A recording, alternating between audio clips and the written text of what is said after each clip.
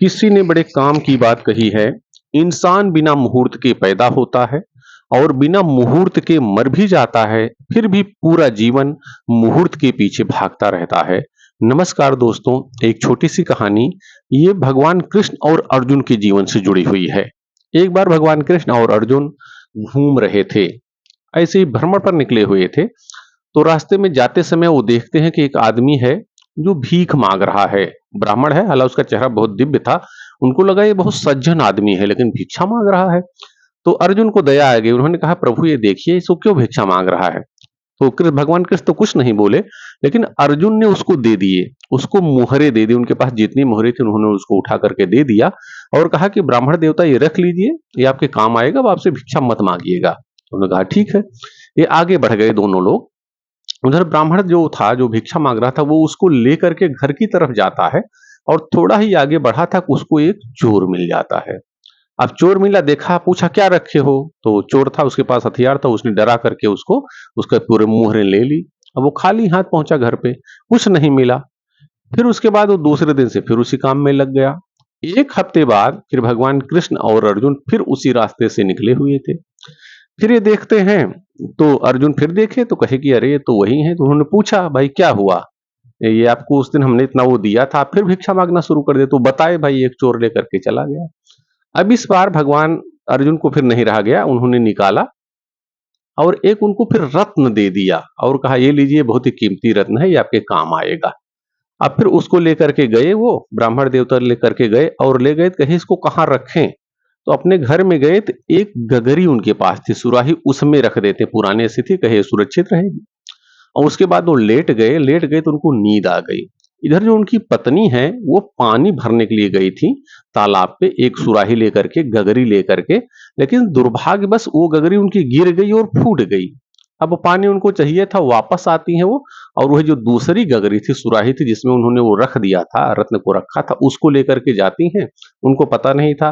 वो उसको पानी डाल के धुलती हैं और पानी उसी में गिरा देती हैं और पानी भर के ले आती हैं। जो रत्न था वो भी उसी में गिर जाता है। फिर पानी लेकर के आई। अब ब्राह्मण देवता उठे और देखे तो वो गगरी नहीं है। पूछे वो कहाँ गई, तो बताएं, कहीं अरे वो फूट गई थी, इसको लेकर के गए।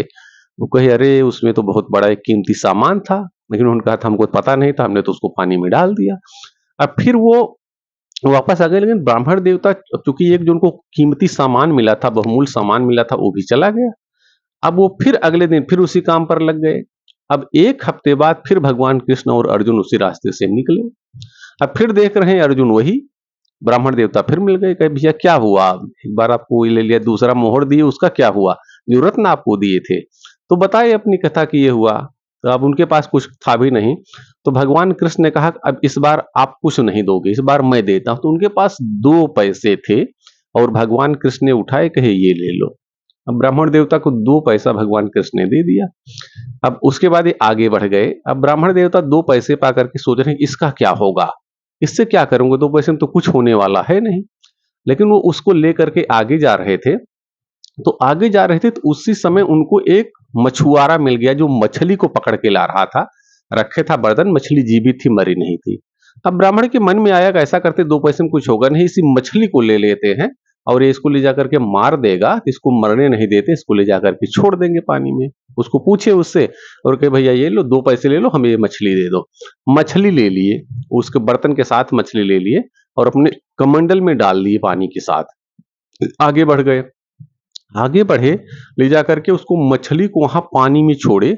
और जब मछली को पानी में छोड़े तो कमंडल में देख रहे हैं उनको कोई सामान दिख रहा है एक, वो छोटा सा था। जो थोड़ा और ध्यान से देखे तो उनको वही रत्न दिखाई पड़ा।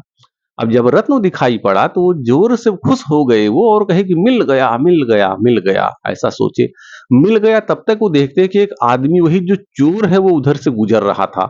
उनका जो चोरी किया था, उनके जो मोहरों को चुरा लिया था जबरदस्ती, वो गुजर रहा था। जब ये कहे मिल गया तो डर गया, उसको लगा कि कह रहे अच्छा चोर मिल गया। अब वो चोर भाग करके आता इनके पास और कहता भैया ये ले लो अपना, लेकिन अब ये बात किसी को कहना मत, पुलिस वगैरह किसी को सूचना मत देना, नहीं तो मुझे जेल हो जाएगी। और वो मुहरे ला करके दे देता है और वो रत्न भी मिल जाता है। दोनों को लेकर के वापस आते हैं। वापस आ गए। अब इनका जो काम था वो सही हो गया, मतलब थोड़ा इनकी सम्मानता बढ़ी और ये अपना घर परिवार अच्छे से घर वगैरह बना लिए और अच्छी जिंदगी जीने लगे। फिर कुछ दिन बाद जो भगवान कृष्ण और अर्जुन गुजरे तो देखिए अब इनको, जब इनसे मुलाकात हुई थी देखिए इनका बहुत अच्छा सा अब चल रहा था कारोबार, भीख वगैरह नहीं मांग रहे थे, अच्छे से रह रहे थे। अब भगवान कृष्ण से अर्जुन ने पूछा, प्रभु क्या माया है? हमने इनको इतनी मोहरे दी, कुछ काम नहीं आया। हमने इनको बहुत अच्छा रत्न दिया, वो काम नहीं आया। आपने 2 टके दिए, 2 पैसे दिए, उससे इनकी जिंदगी बदल गई। तब भगवान ने जो कहा वो बहुत काम का है। उन्होंने कहा जब आपने मोहरे दी तो ये सिर्फ अपने बारे में सोच रहे थे। उन्होंने सोचा कि इसको पूरे से इससे मैं अपनी पूरी जिंदगी को बदल लूंगा। जब आपने रत्न दिया तो भी अपने बारे में ही सोच रहे थे। उन्होंने सोचा कि इससे मैं अपनी पूरी जिंदगी को बदल दूंगा।